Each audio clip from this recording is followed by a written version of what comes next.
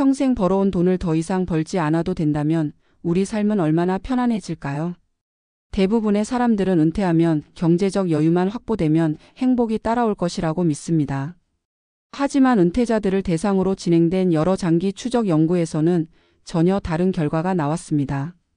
생활비보다 훨씬 은퇴자의 삶을 흔드는 요인이 있었고 연구진은 그것을 심리비용이라고 불렀습니다. 돈이 줄어드는 불안, 관계의 축소, 역할 상실, 하루를 채우지 못하는 감정적 공허함까지 모두 합쳐지는 내면의 부담을 의미합니다. 그런데 이 심리비용은 생각보다 훨씬 빠르게 그리고 생활비보다 잔인하게 사람의 삶을 흔드는 것으로 나타났습니다. 한 실험 결과를 보면 흥미로운 데이터가 있습니다. 직장에 다니던 시절 하루 스트레스 지수를 100으로 잡았을 때 은퇴 직후의 스트레스 지수는 평균 62까지 떨어졌습니다. 하지만 문제는 그 이후였습니다. 6개월이 지나자 스트레스 지수는 다시 88까지 올라갔고 1년이 되자 95까지 치솟았습니다. 경제적 부담은 크게 줄었는데도 심리적 부담은 오히려 다시 늘어난 것입니다. 연구진은 그 이유를 간단하게 설명했습니다. 스트레스는 일이 아니라 삶의 구조가 사라졌을 때 더 커진다. 그리고 이 말은 실제 은퇴자들의 사례에서 더 뚜렷하게 드러납니다. 60대 초반에 조기 퇴직을 선택한 한 남성의 이야기가 있습니다. 직장에서는 모두가 부러워하는 일은 은퇴였고 어깨 너머 들려오던 말도 와 이제 행복만 남았네였습니다. 하지만 그가 은퇴 후 가장 먼저 마주한 건 경제적 걱정보다는 심리적 비용이었습니다. 매일 아침 알람이 울리지 않는 자유가 처음엔 좋았지만 일주일이 지나자 그는 스스로를 내가 어디에도 필요 없는 사람 같다고 표현했습니다. 수입은 충분했고 생활비도 부담이 없었지만 스스로를 흐트러뜨리는 건 언제나 마음의 무게였습니다. 전에는 팀의 중심에서 결정하고 움직이던 역할이 있었고 그 역할이 그의 자존감과 사회적 위치를 지탱했습니다. 그 역할이 사라지자 그는 매일 더 작은 사람이 되어가는 느낌을 받았습니다. 그가 말한 한 문장은 많은 은퇴자들이 공감한 핵심을 담고 있습니다. 나는 돈이 아니라 나를 잃은 것이 가장 무서웠다. 또 다른 사례는 50대 후반에 파이어족을 선언한 여성의 이야기입니다. 절약과 투자로 안정적인 포트폴리오를 만들고 퇴사 다음 날부터 자유로운 인생을 계획했습니다. 하지만 막상 은퇴하고 보니 가장 스트레스를 유발하는 지점은 소비가 아니라 관계였습니다. 이래서 자연스럽게 만들어지던 만남이 사라지자 인간관계가 급격히 줄었고 혼자 있는 시간이 곧 외로움의 시간이 되어버렸습니다. 친구를 만나도 대화의 결이 달라졌습니다. 너는 한가하니 좋겠다라는 말은 어딘가 부드러운 질투처럼 들렸고 그녀는 점점 연락을 줄이게 되었습니다. 심리비용은 이렇게 조용히 그리고 깊게 사람을 파고듭니다. 외로움은 돈보다 더 큰 비용이었고 새로운 관계를 만드는 것 또한 생각보다 훨씬 에너지가 많이 들었습니다.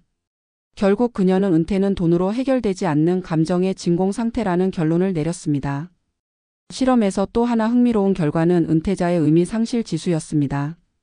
연구진은 하루 중 의미를 느끼는 순간이 몇 번이나 있는지 기록하게 했는데 직장인일 때 평균 3.2회였던 이 지수가 은퇴 후 1.4회로 줄어들었습니다.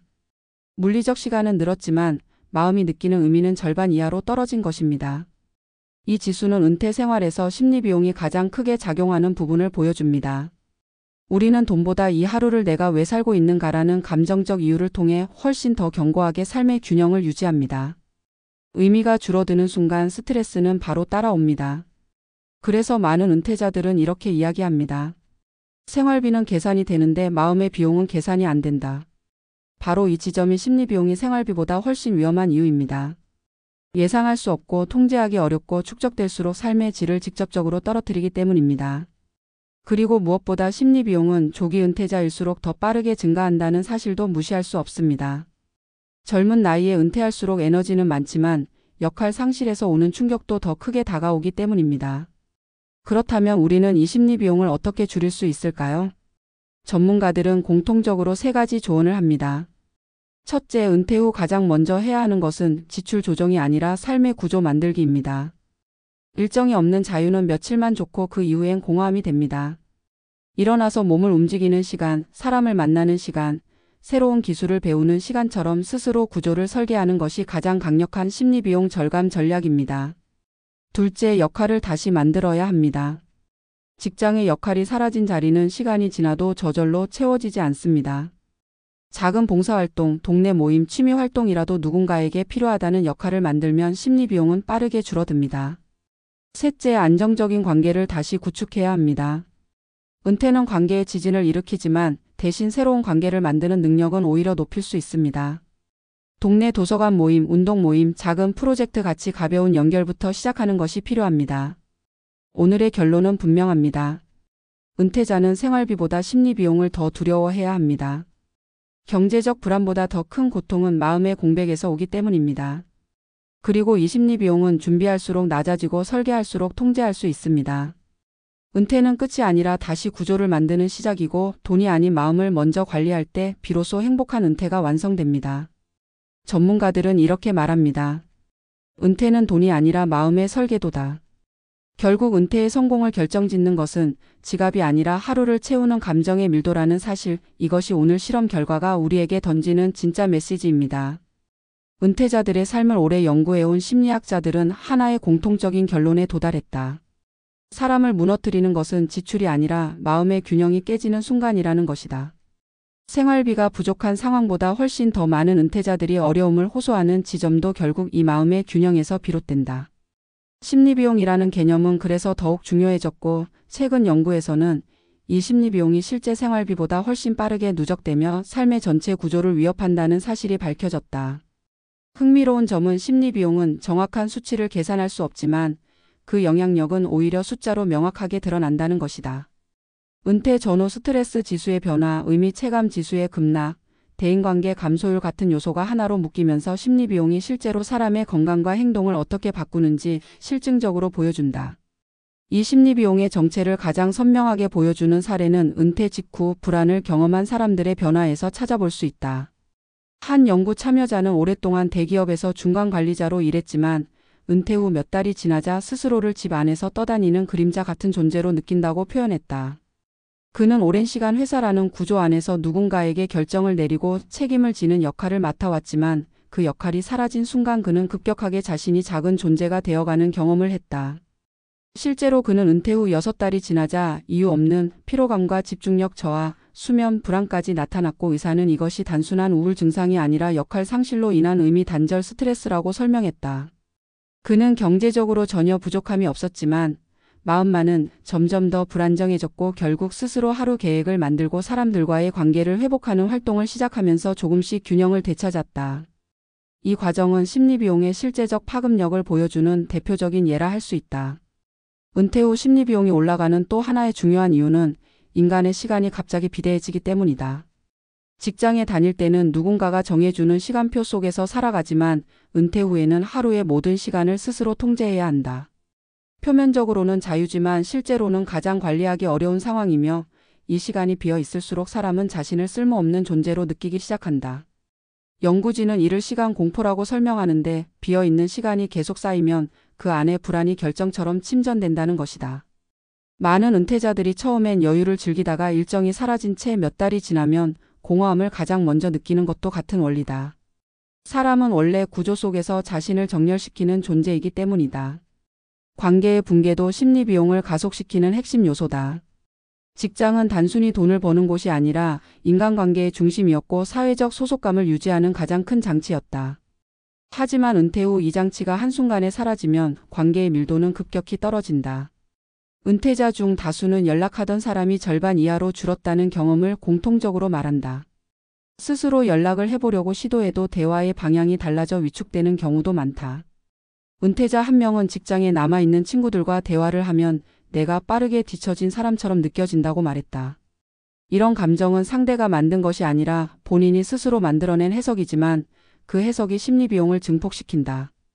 결국 점점 관계를 피하게 되고 더 많은 시간을 혼자 보내게 되며 외로움과 심리적 불안은 악순환의 형태로 강화된다. 심리학자들은 이것을 사회적 단절의 초기 단계로 보며 이 단계가 길어질수록 삶의 회복력이 떨어진다고 지적한다. 심리비용이 가장 무섭게 작용하는 순간은 무기력이 찾아올 때다. 무기력은 단순한 피곤함과 다르며 의욕이 사라진 채 하루를 흘려보내는 형태로 나타난다.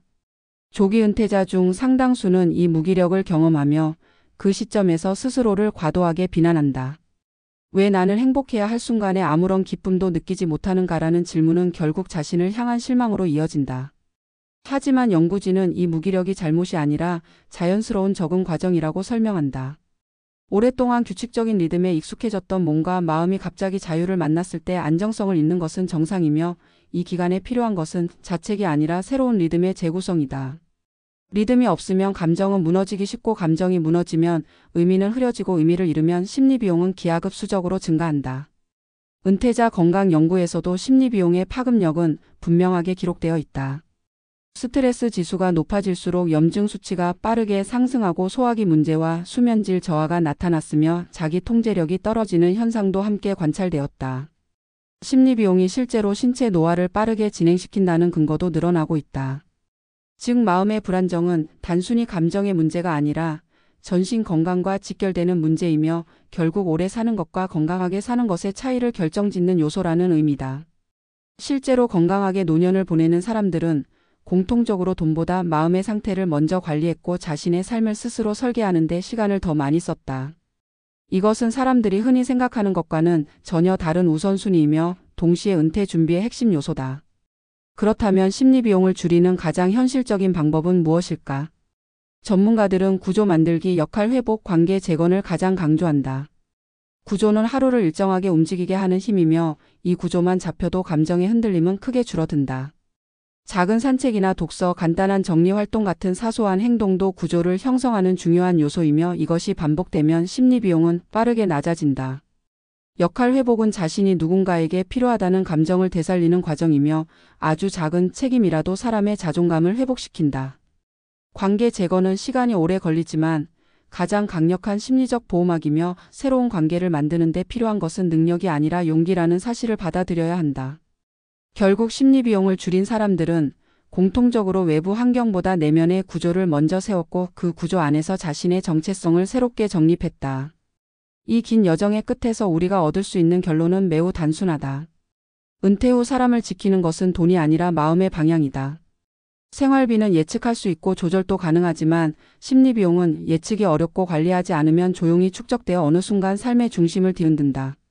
하지만 이 심리비용은 치유할 수 있으며, 새로운 구조와 새로운 역할 그리고 새로운 관계를 통해 충분히 줄일 수 있다. 은퇴는 자유가 아니라 재구성의 과정이며, 이 과정을 주도적으로 설계하는 사람이 결국 행복한 은퇴를 맞는다. 오늘 우리가 기억해야 할 메시지는 이것이다. 은퇴의 진짜 성공은 돈의 크기가 아니라 마음의 균형에서 결정된다. 마음이 단단하면 어떤 변화도 견디고 다시 일어설 수 있지만, 마음이 흔들리면 아무리 많은 돈도 삶의 의미를 되돌려주지 못한다. 결국 은퇴란 돈이 사라지는 시기가 아니라 나를 다시 만드는 시기이며, 심리비용을 이해하고 대비하는 것이 바로 그 첫걸음이 된다.